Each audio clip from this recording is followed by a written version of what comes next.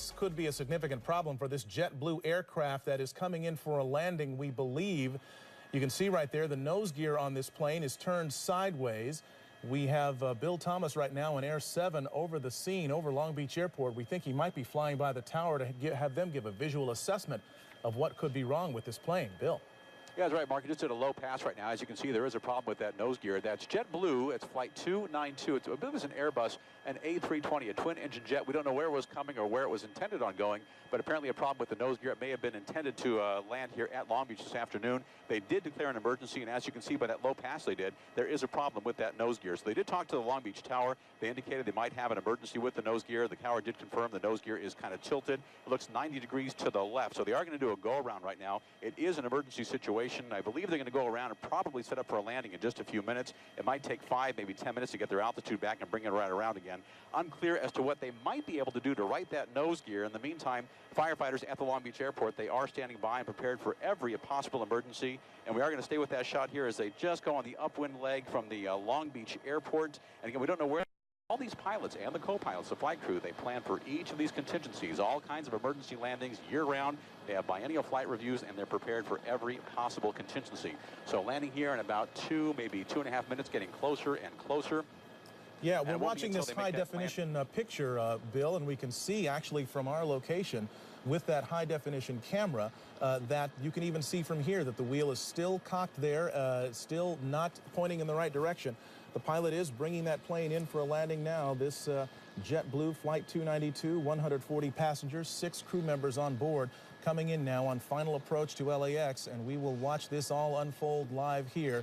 What is hoped for, the best possible scenario, is that the thing straightens out and it just lands normally on the runway. Or it could end up with the nose skidding down that 12,000-foot runway at LAX. But there is so much equipment there, Michelle. They've got the cavalry out there, it seems like. They've got it covered from the air, from the ground. They've got fire trucks, ambulances, and we should also note there are buses ready to transport the passengers back to the terminal. So they are anticipating and hoping that none of the emergency equipment will be needed and that they'll be using the buses a lot more than they'll be using the emergency gear. Let's watch this thing go. And they've got their weather working in their favor, too. At this time yesterday, there were still some thunder showers in the area showing up on our live Doppler 7000, but today, nice, clear conditions for this plane to come in and make this emergency landing.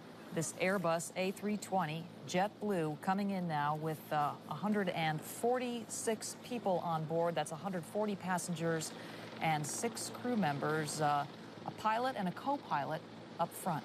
All right, we are watching it now, and it's coming in low and presumably slow now. It's probably crossing the 405 and approaching Sepulveda Boulevard and ultimately the airport. That's runway 25 left. That was the 405 freeway right there. We're getting close. 25 left, as Mark pointed out, the longest runway at LAX, the one they want to use for emergency landings if they can. And here it comes in now, this JetBlue Flight 292 with that front nose gear pointed sideways. Hold the nose.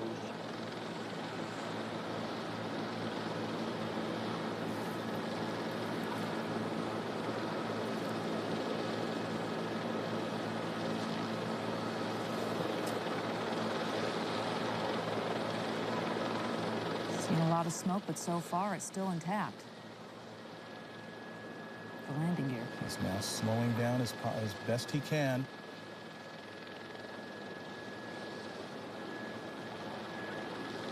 End of the runway. Mighty strong landing gear here. That's the tires burning out there. All right. Best of all possible scenarios, it did not collapse.